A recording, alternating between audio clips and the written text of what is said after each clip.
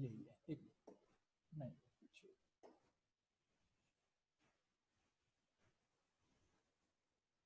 जी यहाँ से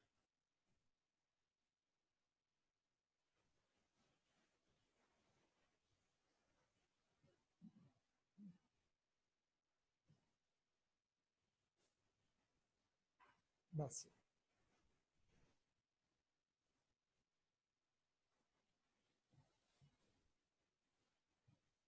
44 चलो जी।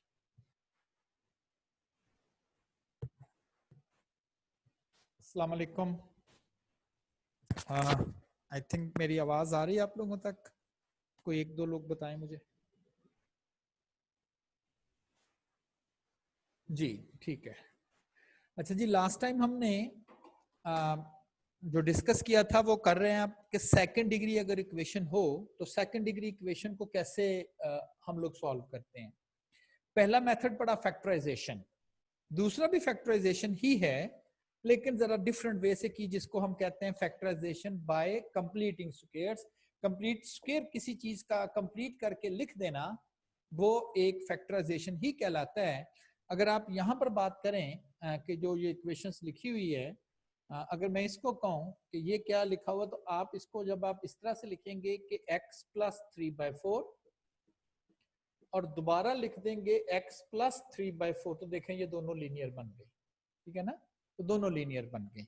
तो फैक्टराइजेशन बाय कंप्लीटिंग स्क्वायर क्या कर रहे थे कि जो इसमें चीज एक्स्ट्रा थी, मैं ऐसे कह सकता हूं कि राइट साइड जो ना वो एक वेस्ट बास्केट पड़ी हुई थी, जो चीजें इसमें कोई इधर से मुझे एक्स्ट्रा नजर आती थी मैं उठा उठा के शिफ्ट कर दिया जा रहा था, तो ये एक वेस्ट बास्केट में मैंने सारी चीजें इकट्ठी कर दी, फेंका नहीं उसको, उस वेस्ट बास्केट को मैंने डिस्ट्रॉय नहीं किया। देन मैंने यह काम किया, वेस्ट बास्केट से चीजें निकाली और अपना प्रॉब्लम सॉल्व कर लिया। तो कंप्लीटिंग स्क्वायर भी फैक्टराइजेशन का ही मेथड है कि जिसमें हमें स्क्वायर कंप्लीट करना होता है। अगर किसी चीज की डेफिशिएंसी है तो हमें ऐड करना होगा, और अगर कुछ चीज की एक्सेस है तो हम उसको वेस्ट बास्केट में रखते जाते हैं और देन लास्ट में वेस्ट बास्केट से चीजें निकाल के और अपना प्रॉब्लम सॉल्व कर लेते हैं। प्रॉब्लम सॉल्व जरूर होगा, ये नहीं हो सकता कि आप कहें जी हमने कंप्लीटिंग स्क्वायर से सॉल्यूशन फाइंड करने की कोशिश की है तो कंप्लीटिंग स्क्वायर करना ही पॉसिबल नहीं है, यानी इस तरह से स्क्वायर कंप्लीट करके फैक्टराइजेशन करना पॉसिबल नहीं, ये हो ही नहीं सकता। तो आंसर तो जरूर आएगा। हाँ, ये जरूर इसका थोड़ा डिसएडवांटेज है कि आपको टाइम इसके लिए शायद ज्यादा जो है वो कंज्यूम करना पड़े।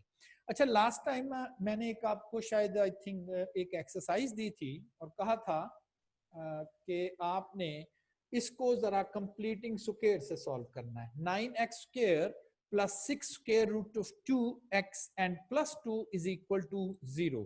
तो पहले तो आप मुझे ये बताएंगे कि आप में से किसी ने इसको बाय कंप्लीटिंग स्क्वायर सॉल्व किया है या बकरों के ही गोश्त के पीछे पड़े रहे हो? दो। ओके, चलें अब मैं जरा इनसे थोड़ा सा पूछ लेते हैं हम कि उन्होंने कैसे इसको जो है वो अटेम्प्ट किया था और देन उसको सॉल्व किया था।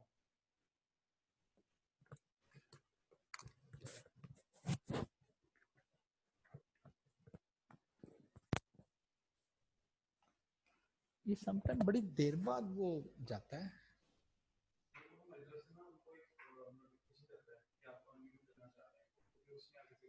अच्छा अच्छा, वो करते नहीं होंगे या जो फ्रेश है ना उनको आइडिया नहीं होता होगा। चले जी, बोलिएगा क्या आपने सॉल्यूशन फाइंड किया है? -√2/3। अच्छा, आपने इसको कंप्लीटिंग स्क्वायर से किया सॉल्व?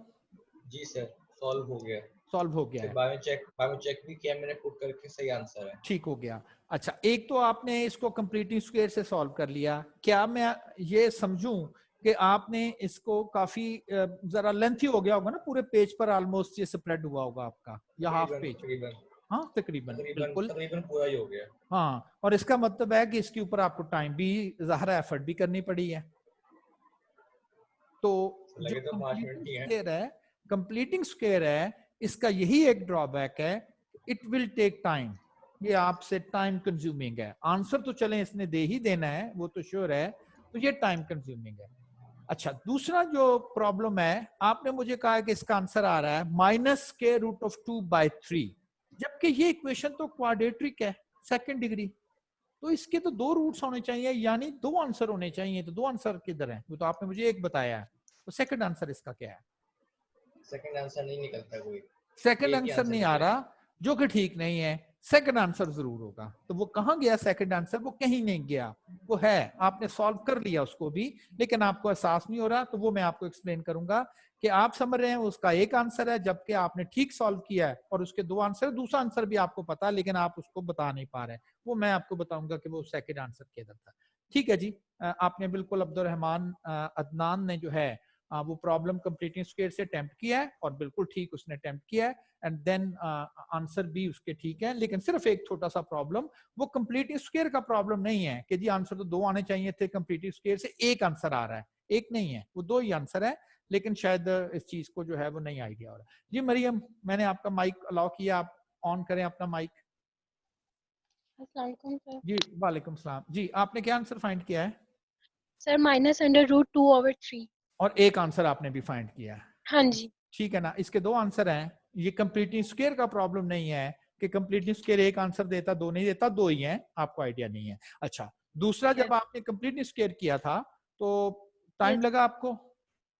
हाँ यस सर, हाँ, 5 टाइम। या 6 मिनट। ठीक है, ठीक है, बस यही आपको मैंने इसको जो समझाना चाहता था, वो उसी का ही ये ड्रॉबैक है जो कि मैं आपको एक्सप्लेन करना चाह रहा था कि कंप्लीटिंग स्क्वायर आल्दो आपको आंसर जरूर देगा, जरूर आपको आंसर प्रोवाइड करेगा, लेकिन उसका ड्रॉबैक ये है कि ये टाइम कंज्यूमिंग है। तो फिर इसका सोल्यूशन क्या है?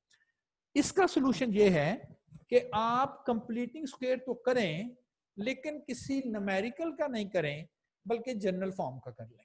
ये है जनरल फॉर्म। इस जनरल फॉर्म का कंप्लीटिंग स्क्वायर आप स्टार्ट करें। लाइक हमने पढ़ना नहीं है, हमने एफएससी के शायद ये कोर्स में हो कि बच्चों को कहा जाता है कि जनरल फॉर्म, ये देखें इसमें ax² + bx + c है, नो 7x + 8x + 9, इस तरह की कोई बात नहीं है। This is called the general form. तो जनरल फॉर्म को कहा जा रहा है कि आप इसका कंप्लीटिंग स्क्वायर जो है इसी का ही कर दें। अब देखें, दो चार स्टेप करूंगा क्योंकि हमने इसको कंप्लीट नहीं परफॉर्म करना। अगर मैं इसी की का ही कंप्लीटिंग स्क्वायर परफॉर्म कर दूं तो सी जो है कांस्टेंट, वो वेस्ट बास्केट में फेंक दिया राइट साइड पर ले जाके, और डिवाइड कर दिया मैंने एक्स स्क्वायर के कोफिशिएंट से जो कि ए है। दूसरा स्टेप हो गया, एक्स के कोफिशिएंट का हाफ किया। एक्स का कोफिशिएंट है b/a, इसको अगर हाफ करेंगे तो ये बनेगा b/2a, ठीक है ना, 2/1 और 1/2, और इसका स्क्वायर एक्चुअली मुझे दोनों साइड पर ऐड करना है। -c/a ऑलरेडी उधर था, प्लस आपको लिखने की ऐसा जरूरत नहीं है, क्योंकि मैं सिर्फ समझाना चाहता हूँ कि वो फिर ना याद करना थोड़ा आसान हो जाता है। ये अब एक कंप्लीट स्क्वायर बन गया है, प्लस b/2a और इसका स्क्वायर -c/a प्लस b²/4a, और फिर आप राइट साइड के ऊपर उसका एलसीएम और a4ac 4ac ऐसे करके कुछ एक्सप्रेशंस बन जाएगी। करते करते हम एंड पर यहाँ पहुंचेंगे। चीजें नजर आ रही है ना, b² आपको नजर आ रहा है, अब वो 4ac वगैरह आपको नजर आ रहा है, -b इधर जाके हो जाएगा, तो काफी ज्यादा चीजें आपको मैच करते मिलेंगी। बस समझना ये है कि अगर हम जनरल फॉर्म का ही कंप्लीटिंग स्क्वायर कर दें तो काफी ज्यादा स्टेप के बाद, जो कि आप हर दफा एफर्ट करने के बाद पहुंचते हो, तो काफी ज्यादा स्टेप करने के बाद ये x का फार्मूला बन जाता है, यानी कि x वेरिएबल, इसी के आंसर फाइंड कर देना x के, और उसका भी फार्मूला इसकी इसको रट लेना आपने, -b + -b² -4ac² √2a। अब फायदा क्या है, आपको कोई भी क्वाड्रेटिक इक्वेशन मिलती है, आप उसमें से a अलग कर लें, b जो कि x का कोएफिशिएंट है, c जो कि कांस्टेंट है, और रिमेंबर स्टैंडर्ड फॉर्म में, यानी कि c राइट लेफ्ट साइड पर ले जाके, और इधर a b c की वैल्यू पुट कर दें, तो आपको ना तो फैक्टराइजेशन की तरह सोचना पड़ता है और ना ही कंप्लीटिंग स्क्वायर की तरह एफर्ट करनी पड़ती है। बस फार्मूला रटा हुआ है, याद कर लिया, उसके अंदर एबीसी वैल्यूज पुट कर दी। लाइक ये एग्जांपल है, अब ये पहली ही शायद एग्जांपल है, 15x square minus x minus 2 is equal to 0। ABC क्या है, एक्स स्क्वायर का कोएफिशिएंट a जो कि 15 है, b -1 है, नॉट 1, साइन साथ रखें, और c क्या होता है, कांस्टेंट विच इज -2।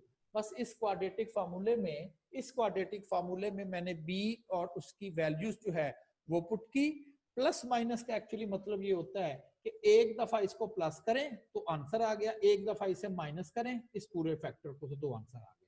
कौन से 2 आंसर आ गए, -1/3 और 2/5। देखें ये फैक्टराइजेशन की तरह कुछ सोचना नहीं पड़ा, कंप्लीटिंग स्क्वायर की तरह कोई एफर्ट नहीं करनी पड़ी, बस ए बी सी की वैल्यू उठाई और इस फार्मूले में रख दी और कह दिया कि कंप्लीटिंग स्क्वायर से है।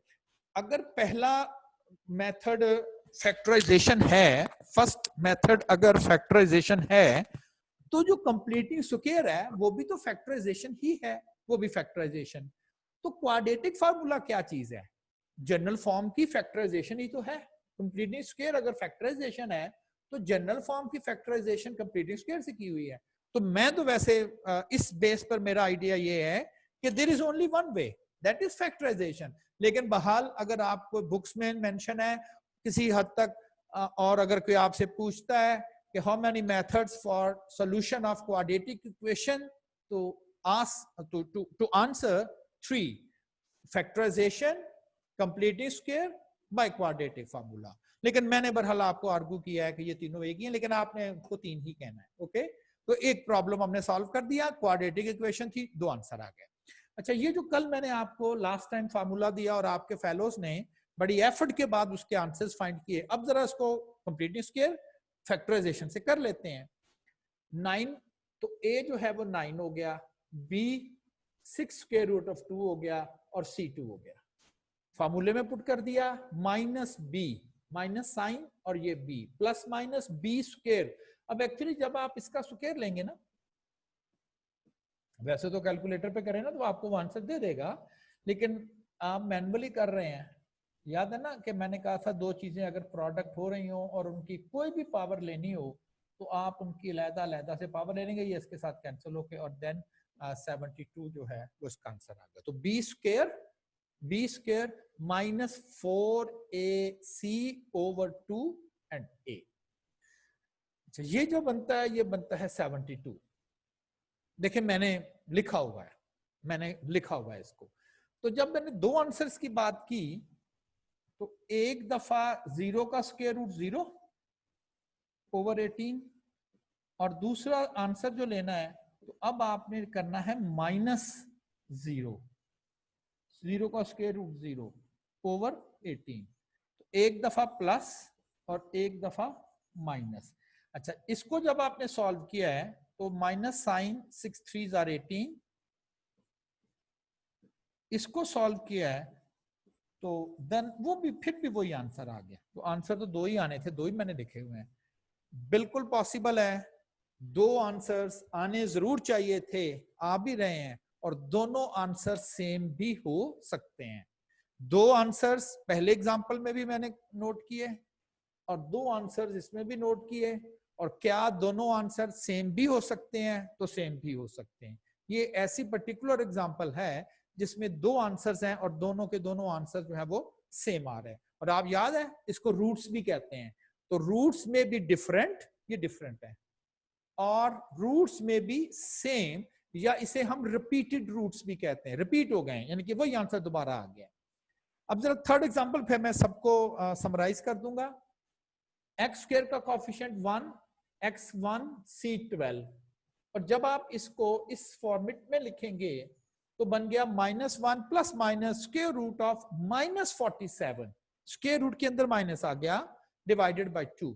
अगर आप कैलकुलेटर पे -47 का आंसर फाइंड करने की कोशिश करेंगे तो वो आपको कहेगा मैथ्स एरर, यानी कि नेगेटिव वैल्यू का स्क्वायर रूट कैलकुलेट करना पॉसिबल नहीं है, डज नॉट एग्जिस्ट वाली बात। और ये तो बहुत जगह पर ये प्रॉब्लम आया, बहुत जगह पर ये मसले आए। तो फिर मैथमेटिशियन ने इसका एक वे आउट ये किया उसने कहा कि सबके साथ शायद इतना इशू नहीं है, लेकिन सिर्फ एक छोटे से पोर्शन के साथ है। कहा गया उसे सॉल्व ही ना करें। देखिए सॉल्व करेंगे तो कहेंगे ना नॉट पॉसिबल, तो उन्होंने सॉल्व किया ही नहीं है। और वो क्या था, कहते हैं कि जो -47 है इसको आप लिख लें कुछ इस तरह से, -1 मल्टीप्लाई बाय 47, ठीक है, ये लिखा जा सकता है, और स्क्वायर रूट। और फिर क्या करें, -1 का स्क्वायर रूट अलहदा से, आज बताया कि अगर मल्टीप्लीकेशन हो तो अलहदा की जा सकती है।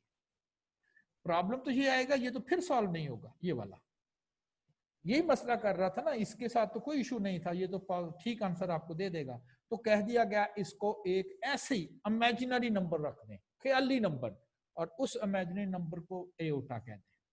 एओटा, इमेजिनरी नंबर को एओटा कह दिया मैंने, एओटा। तो फिर आंसर क्या बन गया, -1 plus minus iota square root of 47 divided by 2।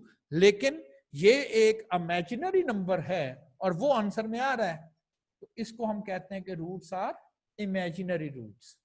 तो 3 तरह के रूट्स पॉसिबल हैं। रूट्स में बी डिफरेंट, रूट्स में बी रिपीटेड और सेम, और रूट्स में बी इमेजिनरी रूट्स, और रूट्स में बी इमेजिनरी रूट्स। देखिए पहली एग्जांपल में डिफरेंट रूट्स, दूसरी एग्जांपल में रिपीटेड रूट्स, और तीसरी एग्जांपल में इमेजिनरी रूट्स। अब ये कैसे पता चलेगा कि रूट्स जो हैं वो डिफरेंट आएंगे, डिस्टिंक्ट आएंगे, रिपीट कर जाएंगे, या इमेजिनरी? नोट करें, ये जो स्क्वायर रूट के अंदर एक्सप्रेशन है, ये वाली जिसको आप कहते हो b² - 4ac, अगर इसका आंसर पॉजिटिव आए तो एंड रिजल्ट में 2 डिफरेंट आंसर मिलेंगे आपको।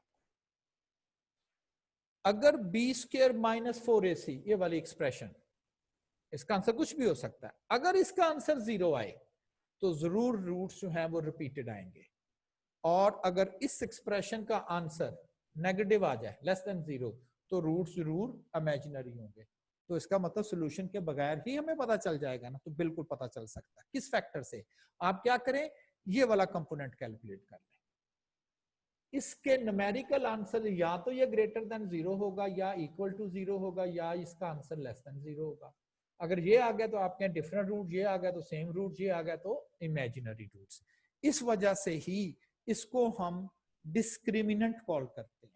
b² - 4ac is called discriminant of the quadratic equation। Exam में क्वेश्चन आ सकता है कि एक तो वही तरीका है ना कि आपको सॉल्व करना पड़ेगा, एंड पर जाके कहें जी पता चलेगा कि जी क्या रूट डिस्टिंक्ट आते हैं, रिपीटेड आते हैं, या इमेजिनरी आते हैं। ये तो सोल्यूशन जब तक हम एंड पर नहीं पहुंचेंगे। तो ऐसा नहीं है, आप सिंपली b² - 4ac यानी कि जो स्क्वायर रूट के अंदर टर्म है उसे कैलकुलेट कर रहे हैं। उसके पॉजिटिव, 0 और नेगेटिव आंसर से पता चल जाएगा कि रूट्स जो हैं वो इसके किस तरह के आएंगे, या डिफरेंट होंगे, या सेम होंगे, या वो इमेजिनरी होंगे। इसलिए कि उसका आंसर या पॉजिटिव होगा, या 0 होगा, या नेगेटिव होगा। तो लोग कहते हैं जी क्वाड्रेटिक फार्मूला सबसे आसान है। बिल्कुल इस सेंस में ये आसान है कि हमें कोई एफर्ट नहीं करनी पड़ती, बल्कि ये किया कराया कंप्लीटिंग स्क्वायर है। बस इसमें हमने वैल्यूज जो है वो पुट करनी है, एंड देन हमने उसका आंसर जो है वो फाइंड आउट कर लेना। अच्छा, ये जो एग्जांपल नंबर 12 है, ये इनमें ना एक चीज शायद इधर से मैंने मिस कर दी है, और वो ये है कि जो 2 रूट्स होते हैं, ये रूट्स, अच्छा फर्ज करें मैं एस फॉर सम है, मैं इन रूट्स का सम कर लेता हूं, +2/5, 15 एलसीएम आ जाएगा, -5 और +6, which becomes 1/50, 1/15। तो ये आ गया सम ऑफ रूट्स। तो इंफॉर्मेशन ये है कि जो सम ऑफ रूट्स होगा वो -b/a के बराबर होता है, -b/a। अब देखिए मैंने तो इधर सम ऑफ रूट्स फाइंड कर लिया, वो 1/15 आ रहा है। -b का मतलब है +1, ओवर ए का मतलब 15, देखें बराबर हो गया। तो ये ट्रू है कि किसी भी क्वाड्रेटिक इक्वेशन के जो रूट्स होते हैं उनका जो सम का आंसर आता है वो एग्जैक्टली वही आंसर आता है जो कि उस एक्सप्रेशन में b ओवर a का आंसर होगा। तो ये एक इंफॉर्मेशन है। इसी तरह से अगर आप इन रूट्स का आपस में प्रोडक्ट कर लें, ये सबके लिए ट्रू होगा, ये नहीं कि सिर्फ इसके लिए ट्रू होगा, ये सबके लिए ट्रू होगा। -2/15 आ रहा है, -2/15, तो ये बन गया product of roots. Product of roots जो होता है वो c ओवर a के बराबर होता है। c -2 है ओवर a कितना है 15, तो ये भी -2/15। तो प्रोडक्ट जो होगा, यानी कि ये दो एक्सप्रेशंस लिख लें, क्वाड्रेटिक इक्वेशन के जो रूट्स का सम होता है वो -b ओवर a के बराबर होता है, और जो प्रोडक्ट होता है वो c ओवर a के बराबर होता है। और ये हमने इसको अभी रिसेंटली करके चेक करके भी देख लिया कि वाकया ही ये ऐसा ही हो रहा है कि वो b ओवर a के बराबर आ रहा है, और वो जो आंसर है वो c ओवर a के बराबर आंसर जो है वो आपको मिल रहा है। ठीक है जी। तो ये एक थोड़े सा इसमें कंपोनेंट मिसिंग था, वो मैंने एक्सप्लेन कर दिया। वो इसलिए मैंने एक्सप्लेन किया है कि अगर मैं आपसे पूछूं क्या रूट्स का सम और प्रोडक्ट हमें अगर अवेलेबल हो तो क्या इसमें से हमें ए बी सी मिल जाएंगे? तो देखें तीनों में आ रहे हैं ना, इक्वेशनें बनी हुई हैं, तो हमें यहां से ए बी सी मिल जाएंगे। अगर हमें ए बी सी मिल जाए तो फिर तो हम क्वाड्रेटिक इक्वेशन लिख सकते हैं। एबीसी की जरूरत होती है तो हमें क्वाड्रेटिक इक्वेशन मिल सकते हैं। अब देखें ये जो प्रॉब्लम है ये रिवर्स है। मतलब रिवर्स से क्या मुराद है? क्वेश्चन कर रहा है write an equation whose roots are. पहले प्रॉब्लम क्या था? For the following equation write या फाइंड द रूट्स आर। और अब क्या कह रहा है? Find the equation whose roots are. कहता है कौन सी ऐसी इक्वेशन होगी जिसके रूट्स के आंसर 2 और -3 आएंगे। पहले क्या करता था? पहले हमारे पास इक्वेशन होती थी, हम आंसर फाइंड करते थे रूट्स के। अब उसने रूट्स के आंसर दिए, कहते इक्वेशन है, लेकिन ना यहाँ पर इक्वेशन लिखी हुई होती थी, कोई भी इक्वेशन यहाँ पर लिखी हुई होती थी, और एट द एंड करते करते हम सोल्यूशन करते, फाइनली आंसर पर पहुंच के कहते थे कि दीज आर द 2 सॉल्यूशंस। लेकिन अब इधर से ऊपर की जानिब जाना है, यानी कि रूट्स मिल गए, इक्वेशन बतानी है। तो सिंपल इज दैट कि जो सम और प्रोडक्ट, आप रूट्स का सम ले लें s और रूट्स का प्रोडक्ट ले लें p। इस एग्जांपल की बात करें, इनका सम 2 और -3, वो -1 आ रहा है, प्रोडक्ट -6 आ रहा है। एंड देन इस एक्सप्रेशन को आपने याद रखना है, x square minus s for sum of the roots into x plus p। ये मैंने क्वाड्रेटिक इक्वेशन नहीं लिखी हुई, लेकिन जब आप इसमें से s और p रखेंगे तो ऑटोमेटिकली ये क्वाड्रेटिक इक्वेशन बन जाएगी। ठीक, x स्क्वायर माइनस s का आंसर क्या है? -1, p का आंसर क्या है? -6। ये माइनस माइनस प्लस हो गए एंड फाइनली ये इक्वेशन आ गई। तो वो जो मैं बात कर रहा था कि आपको रिवर्स चलना है, तो रिवर्स चल के हम पहुंच गए। This is the equation. और अगर आप चेक करना चाहते हैं तो आप नोट करें कि वाकई अगर हम इस इक्वेशन के रूट्स कैलकुलेट करें तो आंसर 2 और -3 आ रहा है। तो ये चीजें आपने ज़हन में रखनी है। क्या? s square minus s, minus ही है यहाँ पर, यानी कि नहीं कहीं प्लस भी लगाना है, -x और फिर यहाँ plus, p is equal to 0।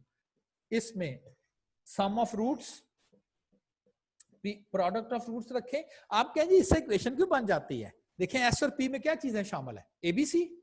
अभी हमने देखा था ना कि एस पी में क्या चीजें? एबीसी है। और इक्वेशन बनाने के लिए क्या चाहिए? ए बी और सी ही चाहिए हमें, ए बी और सी।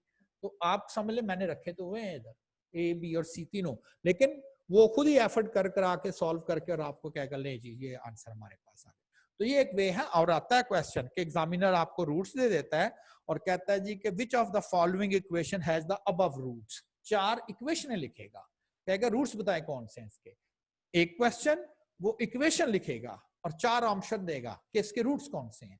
तो दोनों तरह से हमने कर लिया कि इक्वेशन मालूम हो तो रूट्स फाइंड कर सकते हैं, और रूट्स मालूम हो तो हम इक्वेशन भी फाइंड कर सकते हैं।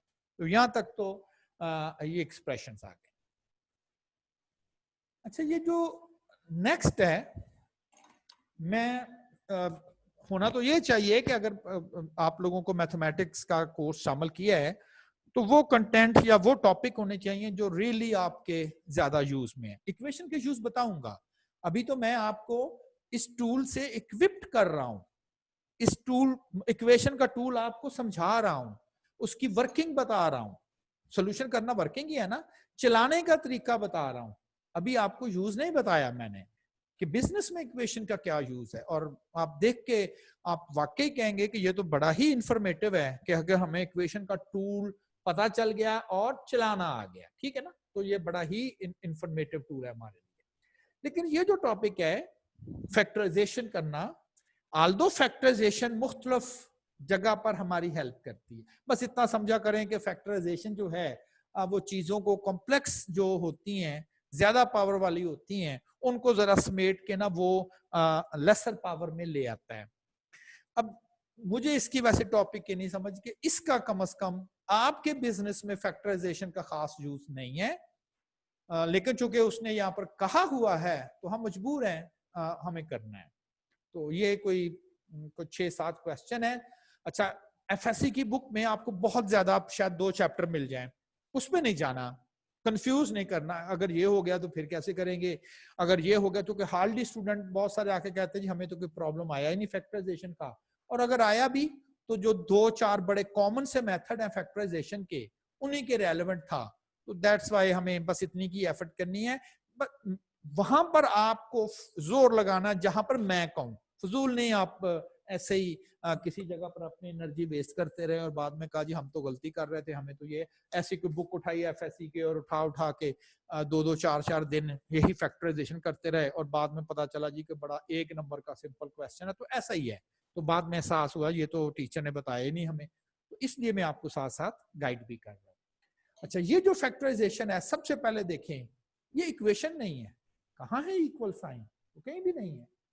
जब इक्वल साइन आता है फिर हम सॉल्यूशन की बात करते हैं कि find the solution, like this one, equal sign आए हुए हैं यहाँ पर, ये देखें। अगर मैं इसको खत्म कर दूं तो आप समझ लें कि उस वक्त जो वहां पर लिखा हुआ है वो इसी तरह की कोई चीज लिखी हुई है, ठीक है ना।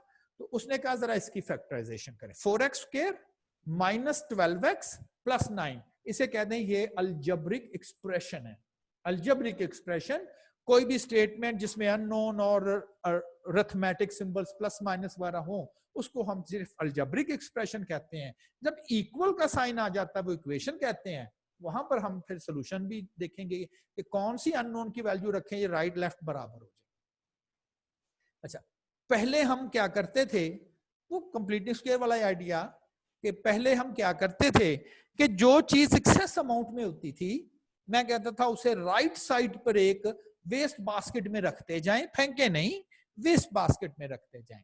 अब यहां राइट साइड पर आप समझ ले वेस्ट बास्केट ही नहीं है, ठीक है ना, वरना तो हम क्या करते थे जो उधर है वो शिफ्ट कर दिया, ये कर दिया, तो वेस्ट बास्केट नहीं है। अब मैं ये कह रहा हूं कि अगर आपके पास कोई चीज एक्स्ट्रा है तो आप बास्केट में तो नहीं रख सकते, लेकिन वो ऐसे कर ले वो चीज नजर भी आए ना भी हो। भाई इसका क्या मतलब है? फर्ज करें मुझे 6 की जरूरत पड़ गई, आप कहिए 6 कहां से आए, इक्वेशन होता तो फिर तो बड़ा आसान था। लाइक ऐसे मैं एग्जांपल कोट कर रहा हूं, अगर मुझे 6 की जरूरत होती तो मैंने इधर भी 6 ऐड कर देना था और इधर भी 6, हाँ ये तो ठीक हो गया ना।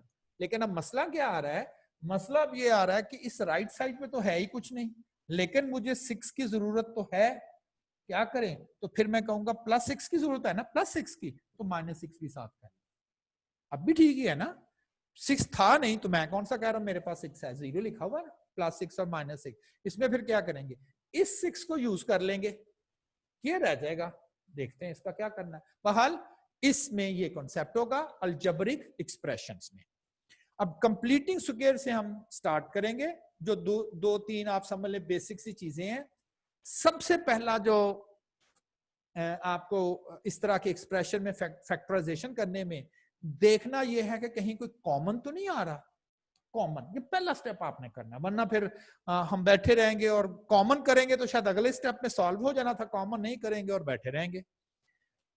ये 2 पर डिवाइड हो रहा है, 4 पर डिवाइड हो रहा है, ये 4 पर हो रहा है, ये नहीं हो रहा, ये 2 पर भी नहीं हो रहा, कॉमन तो कोई नहीं है। चले जी, पहला हमने चेक कर लिया, देयर इज नो कॉमन। अब अगर 3 एक्सप्रेशन लिखी हुई हो, जैसे ये क्वाड्रेटिक इक्वेशन है और सारी आपको क्वाड्रेटिक नजर आ रही हैं, अगर 3 एक्सप्रेशन लिखी हुई हो तो आपने नोट करना ये किसका परफेक्ट स्क्वायर है। परफेक्ट लफ्ज साथ लिखा मैंने। अगर पूछा जाए 4 किसका परफेक्ट स्क्वायर है तो इसका स्क्वायर है। 9 किसका परफेक्ट स्क्वायर है तो इसका स्क्वायर है। 8 किसका परफेक्ट स्क्वायर, लोग कहते हैं किसी का नहीं है, मैं कहता हूं ये इसका स्क्वायर है। करें तो 8 नहीं आता, आता है ना, लेकिन ये होल नंबर नहीं है। Square root of 8 whole number नहीं, ये होल नंबर्स है। तो परफेक्ट स्क्वायर से मुराद होती है, ऐसा कह लें, मैंने थोड़ा सा सिंपल कर दिया, कि किसी होल नंबर का स्क्वायर करें और वो नंबर बन जाए तो आप कह सकते हो ये इसका परफेक्ट स्क्वायर है। ठीक, अब जरा नोट करें कि जो आपने नोट करना है, पहले किसका परफेक्ट स्क्वायर अगर है तो लिखना है, अगर नहीं है तो फिर देखी जाएगी क्या करेंगे। ये तो परफेक्ट स्क्वायर है। और फिर थर्ड टर्म किसका परफेक्ट स्क्वायर है, ये 3 का है। देन सेंटर में ये सिंबल नेगेटिव, क्या 2 टाइम्स इन दोनों का प्रोडक्ट है हमारे पास। मैं फिर लिख रहा हूं ताकि वो थोड़ा सा क्लियर हो जाए आपको। 2x का स्क्वायर, ये तो फर्स्ट टर्म है। 3 का स्क्वायर बिल्कुल है। अगर यहां 8 होता तो मैंने कहना था नहीं जी 8 तो किसी का परफेक्ट स्क्वायर नहीं है, तो फिर किसी और तरह से सॉल्व करते। फिलहाल तो ये चीजें चल रही हैं। देन सेंटर में 2 टाइम्स इन दोनों का प्रोडक्ट करते हैं, ये खुद ही लिख लें आप। अब जरा नोट करें, क्योंकि कोई चीज एक्स्ट्रा तो नहीं मैंने लिख दी। अगर एक्स्ट्रा लिखी हुई है तो फिर मुझे वो सेपरेट करना पड़ेगा। ये लिखा हुआ है मैंने 4x स्क्वायर, वो तो मैंने यही बस लिखा हुआ है। ये लिखा हुआ है 3x स्क्वायर, इसकी तो फिक्र भी नहीं है। ये क्या लिखा हुआ है 3 इंटू 2 6, 6 इंटू 2 12, ये 12x लिखा हुआ है, ये वाला। इसका मतलब ये वाकई ठीक है कि मैंने जो ऊपर वाली एक्सप्रेशन लिखी हुई है वो ही मैंने नीचे एज इट इज लिखी हुई है। तो पहले ये लिख लें, फिर ये लिख लें, इसके बाद लिख दें 2 टाइम्स। आपके ये क्या हो क्या रहा है, देखें ये मैं ये चीज लिख रहा हूं और सेंटर में ये लिख रहा हूं। ये तो स्क्वायर नहीं है, इसका a माइनस b का स्क्वायर हो गया, तो ये फैक्टराइजेशन हो गई। तो मैंने कंप्लीटिंग स्क्वायर मेथड को यूज करते हुए समझ लें फैक्टराइजेशन कर दी है। तो ये फैक्टराइजेशन ही तो है, this one is factorisation. Question भी यही था, फैक्टराइज करना। क्या 3 टर्म्स आपको नजर आ रही हैं। पहली टर्म किसका कंप्लीट स्क्वायर नहीं है तो फिर देखेंगे ना क्या करना होगा।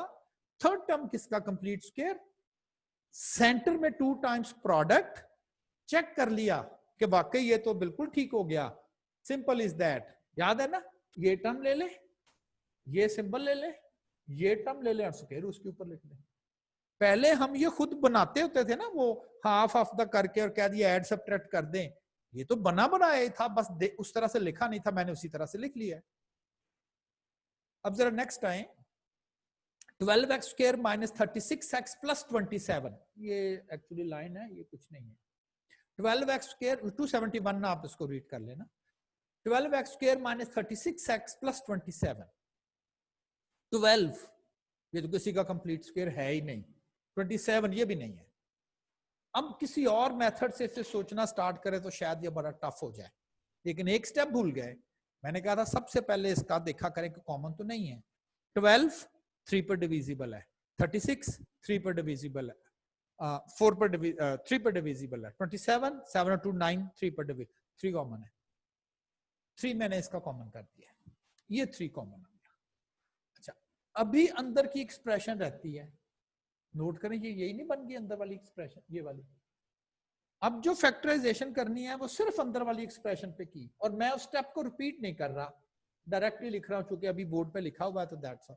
तो देखिए पहले ये नजर आ रहा था कि ये पता नहीं कैसे करना है, सिर्फ एक कॉमन किया और फिर नजर दौड़ाई तो कह दिया ये 2 का कंप्लीट स्क्वायर है, 2x का कंप्लीट स्क्वायर है, ये 3 का कंप्लीट स्क्वायर है। दरमियान में देखा तो वो भी अवेलेबल था, फौरन लिख दिया ये तो 2x माइनस 3 स्क्वायर है, और किसी टर्म्स को स्क्वायर में लिख दिया। एक्चुअली अगर आप नहीं इसको ऐसे लिखना चाहते तो इस तरह से लिख दें, बन गई फैक्टर ना, फैक्टर बन गई। ये क्या थे, क्वाड्रेटिक, और ये क्या सारे लीनियर। तो एक चीज तो मैंने कॉन्सेप्ट यूज किया कंप्लीट स्क्वायर वाला। अच्छा, अगर दो टर्म्स हो, ये दो है ना, तो आप नोट करें कि क्या पहली जो टर्म है वो किसी का कंप्लीट स्क्वायर है x का, और है इसमें दूसरी टर्म 3, और इंपॉर्टेंटली दरमियान में और कुछ नहीं है ना, और कुछ नहीं है, तो वो हमें 2 टाइम्स प्रोडक्ट करके देखना ही नहीं है। लेकिन दरमियान में नेगेटिव है, दो स्क्वायर्स दरमियान में नेगेटिव, लाइक दो स्क्वायर्स है, पॉजिटिव होगा तो फिर किसी और तरह से, लेकिन दरमियान में नेगेटिव है। इसकी फैक्टराइजेशन लास्ट टाइम भी शायद लिखी गई थी कि ये आंसर आएगा, मल्टीप्लाई करके देख लें यही बन जाएगा।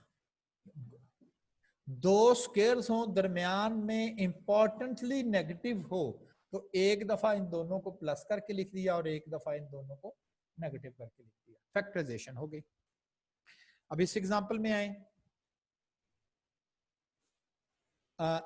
एक्स स्क्वायर का स्क्वायर और ये है 3 का स्क्वायर, दो स्क्वायर्स हैं दरमियान में नेगेटिव, एक दफा नेगेटिव करके लिखना और एक दफा पॉजिटिव, फैक्टर देखना, मल्टीप्लाई करके देखना यही आंसर आ जाएगा। X square plus 3x minus 3x minus 9, तो प्लस 3x और माइनस 3x कैंसिल हो गया, प्लस 9। यही कॉन्सेप्ट 16 पे, जब भी आपको दो टर्म्स नजर आए ना, दो, 3 नहीं 2, और दरमियान में नेगेटिव नजर आए कम से कम, तो जरूर आपने सोचना है कि ये किसके स्क्वायर्स हैं। नहीं होंगे तो फिर देखेंगे, तो वो तो एक्स स्क्वायर का स्क्वायर है, एक्स स्क्वायर का स्क्वायर है ना, x4 इज एक्स स्क्वायर का स्क्वायर है, और वो 9 का स्क्वायर है। दो स्क्वायर्स हो गए दरमियान में नेगेटिव, एक दफा नेगेटिव कर दिया और एक दफा पॉजिटिव। अब जब यहां नेगेटिव आ गया तो फिर आप कहेंगे ये तो फिर दो स्क्वायर्स बने हुए हैं, कौन कौन से, x, अगर मैं इसकी बात करूं तो ये x का स्क्वायर और माइनस 3 का स्क्वायर, नेगेटिव दरमियान में है, फिर एक दफा प्लस और एक दफा नेगेटिव। ये नहीं, प्लस अगर हो ना प्लस, तो फिर इसकी मजीद फैक्टराइजेशन नहीं होती, चाहे दो साइड वाले कंप्लीट स्क्वायर ही क्यों ना हो, लेकिन दरमियान में प्लस है। जहां तक फैक्टराइजेशन होती जाएगी हमने फैक्टराइजेशन करते जाना है। एग्जाम्पल 17, ये भी उसी पैटर्न पर है। इसके बाद मैंने मजीद इसलिए सॉल्व भी इसे किया कि ये तो चले x का स्क्वायर है, लेकिन ये किसी का स्क्वायर नहीं है, आल्दो दरमियान में नेगेटिव है, लेकिन जो दो टर्म्स आ रही हैं वो कंप्लीट स्क्वायर्स नहीं हैं। तो x square minus 8 and x square plus 8, यही इसकी दो फैक्टराइजेशन है। 18, 3 तो किसी का कंप्लीट स्क्वायर नहीं है, 75 तो नहीं है, भूल रहे हैं कॉमन करना, 3 कॉमन जरूर है, 3 कॉमन करेंगे बाकी एक्सप्रेशन ये बचेगी। 2 है दरमियान में नेगेटिव है, जो चेक कर लें क्या दोनों स्क्वायर्स हैं, वो x का स्क्वायर है 25y स्क्वायर, किसका स्क्वायर है 5y का, 5y का, तो फिर एक दफा x प्लस 5y और एक दफा x माइनस 5y। हाँ जी, मैं कोई बहुत ज्यादा शायद कोई मुश्किल चीज नहीं कर रहा, लेकिन इवन देन अगर किसी ने मुझसे क्वेश्चन करना है तो कर सकते हैं। दो चीजें बताई हैं, मेथड्स है ना, कॉमन 3 हो तो पहला और तीसरा किसका परफेक्ट स्क्वायर, दरमियान में 2 टाइम्स प्रोडक्ट, अगर ऐसा सब कुछ अवेलेबल है तो वो एक स्क्वायर कंप्लीट, ऑलरेडी किया कराया हुआ कंप्लीट स्क्वायर है, हमें पता नहीं चल रहा था।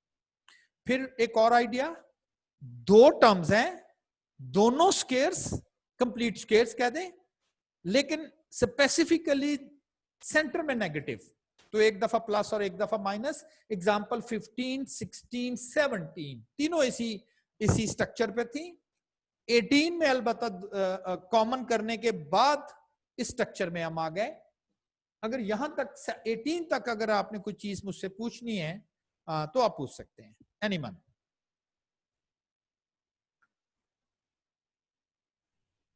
चले एग्जाम्पल 19। दरमियान में प्लस आ गया ना, छोड़ दें इसको, ये तो वो देखने का फायदा ही नहीं है कि जी दो कंप्लीट स्क्वायर हैं भी कि नहीं। आल दो ये हैं, लेकिन सेंटर में बहरहाल प्लस आ गया। अच्छा ये 3 भी नहीं है, मैं फोर्सफुली ऐसे कह सकता हूं, ऐसे ही है नहीं, चले ऐसे कर लेते हैं, तो आप समझ लें ये 3 ही है। ठीक है ना, 2 हो ना, जैसे ये है तो ये एक्सरसाइज इस तरह से करने की जरूरत ही नहीं है। क्यों? 2 स्क्वायर से दरमियान में नेगेटिव था, वैसे मसला हमारा सॉल्व हो गया। अच्छा अब कुछ इस तरह से है, प्लस आ गया है, तो अब आपने ये वाला मेथड अटेम्प्ट करना है।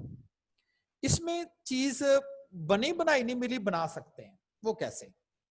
ये उसी तरह से मैंने करना स्टार्ट कर दिया। एक्स स्क्वायर का स्क्वायर, ये किसका स्क्वायर है? 8 का स्क्वायर। सेंटर में क्या लिखना है? 2 टाइम्स इट्स प्रोडक्ट, 2 टाइम्स पहली टर्म एक्स स्क्वायर, दूसरी टर्म 8, तो 16 एक्स स्क्वायर होना चाहिए। ये तो है ही नहीं। कितना है इसमें से? हमें 16 एक्स स्क्वायर अगर मिलता है तो ये कंप्लीट स्क्वायर बना हुआ है। बस डेफिशिएंसी अगर है तो इस चीज की कमी है। अब मैं ये नहीं कह सकता add 16 x square on both side. मुझे ये देखना है कि जितनी मुझे ये चाहिए टर्म, उसमें से कितनी मुझे यहां अवेलेबल है। ये तो है ही नहीं मेरे पास। आप कहेंगे ये तो है ही नहीं। सेंटर में तो आप कह सकते हो कि अगर लिखना हो तो कुछ भी अवेलेबल नहीं, तो आप कहेंगे इसका मतलब मुझे 16 एक्स स्क्वायर की जरूरत थी और क्या इसमें से अवेलेबल है? कुछ भी नहीं। तो मैंने कहा ये तो मुझे जरूरत है, तो हम कहेंगे इक्वेशन तो है कोई नहीं कि आप इसको राइट साइड पर वेस्ट बास्केट में भी डाल दे। तो फिर मैंने वही ट्रिक इस्तेमाल किया। मैंने कहा मुझे 16 एक्स स्क्वायर की जरूरत है, साथ ही मैंने माइनस भी कर दिया। वो करते हैं ना प्लस माइनस, अक्सर हम सॉल्व करते हैं। जीरो का क्या फायदा भाई? जीरो का बहुत बड़ा एडवांटेज है। जब कोई कहते हैं ना सवाल क्वेश्चन को कैलकुलेट नहीं हो पा रहा था, आपने कह दिया प्लस माइनस 6, प्लस भी कर दे, ये क्या किया आपने? जीरो को कह दिया ऐड कर दे, उसने कहा इससे क्वेश्चन हल हो गया। अब देखें कि मैं अगर इस एक्सप्रेशन को, ये लिखा हुआ है 16 एक्स स्क्वायर जो कि है ही नहीं, तो मैं कहूंगा ये देखिए इसको साथ इसको सॉल्व करके देखें, माइनस 16 तो जीरो ही है ना, तो जीरो क्यों लिखा हुआ है?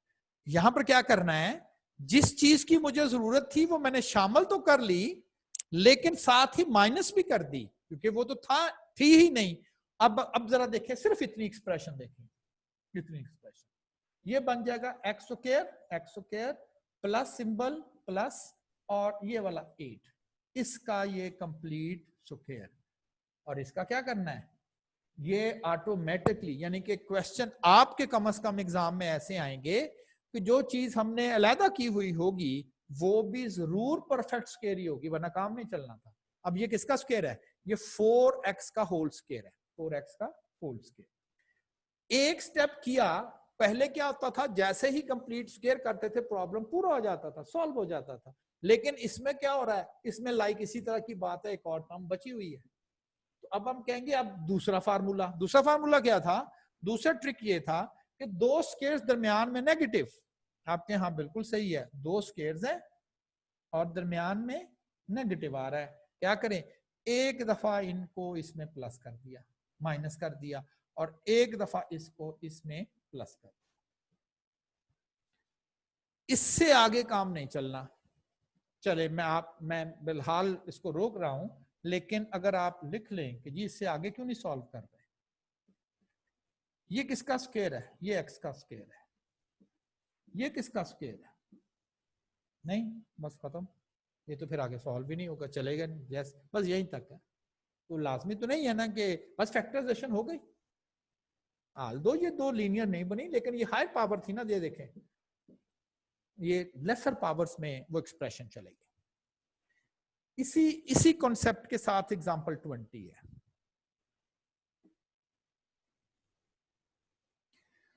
पहली टर्म x का स्क्वायर, दूसरी टर्म 8 का स्क्वायर, सेंटर में 16x स्क्वायर, बिल्कुल वही जैसे पहले था। अब जरा नोट करें कि हमारे पास 16x स्क्वायर हमें चाहिए, 16x स्क्वायर हमें चाहिए, फिर ये हमारा वो डेफिशिएंसी कवर हो जाएगी। इसमें से यहां क्या लिखा हुआ है 12x स्क्वायर। पिछली दफा हमारे पास कुछ भी अवेलेबल नहीं था 16 को लेने के लिए, हमने फिर माइनस किया, हमने कहा है ही नहीं तो फिर प्लस क्यों करना है। अब आप ये समझ लें कि हमारे पास 12 तो पहले ही था, लेकिन हमें चाहिए था 16, तो डेफिशिएंसी किसकी रह गई, सिर्फ और सिर्फ 4x स्क्वायर की रह गई। तो मैंने 4x स्क्वायर माइनस किया। क्यों? आप अगर इन दोनों को सॉल्व करें, ये बनता है 16, ये बनता है 4, 16 में से 4 गया तो 12 यहां लिखा हुआ है ना, ये तो है ना मेरे पास। मुझे 16x स्क्वायर चाहिए था, उसमें से 12 था, मैं कहता हूं बस 4 की और कमी रहेगी, मैं कहता ठीक है 4 इधर शामिल कर दे, और है तो नहीं तो 4 माइनस भी कर दिया।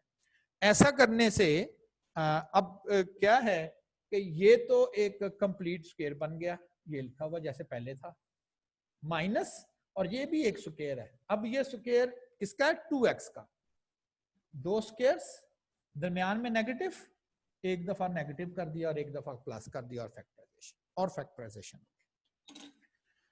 ठीक है जी। एक मैं और देखूं, चलें वो फिर क्यूबिक्स वाले आ जाने हैं। अच्छा, बस आपने ना खुद अटेम्प्ट करने की कोशिश करनी है, मैंने सॉल्व भी किया हुआ है, खुद जरा अटेम्प्ट करने की कोशिश करनी है। अच्छा, इस इक्वेशन को अगर लिखूं, ये है x4 प्लस x -4, ये भी मैंने ऊपर जाके लिख दिया, और -3। ये तो 3 टर्म्स हैं, देखिए ये किसके स्क्वायर्स हैं, वो 3 टर्म वाली बात थी ना, 3 टर्म आ जाने तो पहले देखना पहले तो, लेकिन आप गलती कर रहे हो, स्टैंडर्ड फॉर्म में नहीं लिख रहे। स्टैंडर्ड फॉर्म में क्या है, चले मैं ऐसे ही जरा लिख लेता हूं ताकि आपको एहसास हो जाए कि बाकी सबसे बड़ी पावर आपने x की पहले लिखनी है, उसके बाद आपने लेस पावर ऑफ x लिखनी है। अब देखिए इसकी ये है -4 और ये क्या है 0, 0 बड़ा होता है -4, 0 बड़ा होता है, तो फिर ये आ जाएगा ना।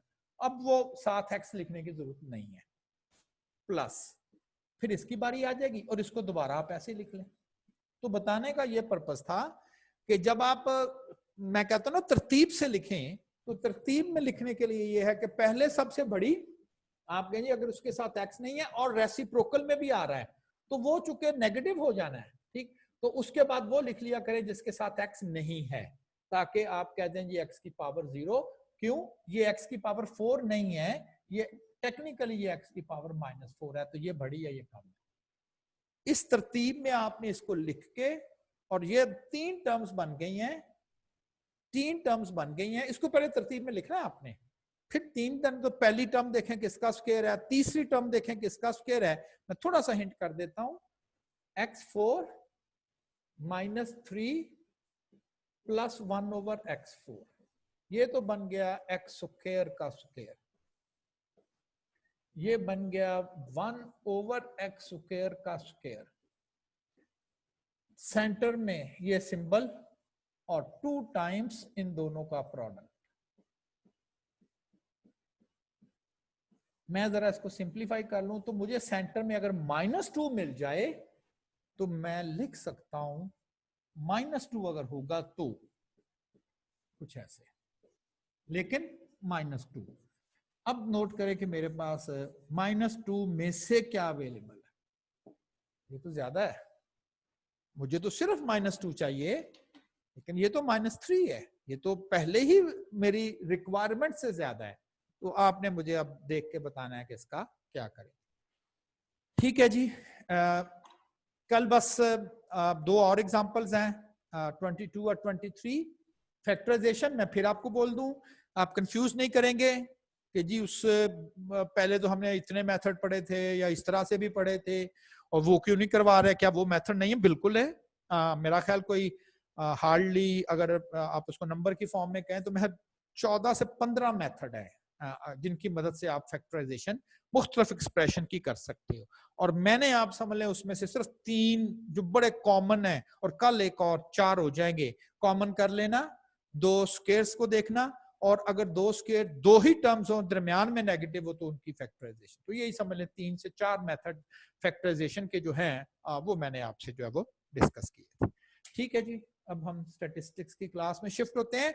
और मैं अनाउंसमेंट ये कर दूं कि आपको मैंने लास्ट टाइम एक एक्सरसाइज दी थी जिसमें कोई स्पीड की बात थी और मैंने कहा था फिजिक्स का रूल याद करना है आपने कि distance is equal to speed over time, और वहां से फिर स्पीड कैलकुलेट करनी है। तो वो आप जरा अपनी कॉपीज पे जरा आप निकाल के रखेंगे एंड देन फिर मैं आपसे वो शेयर करूंगा। ठीक है, तो 2-4 मिनट लगेंगे इसकी रिकॉर्डिंग में। ओके जी, now we shift to the statistics class.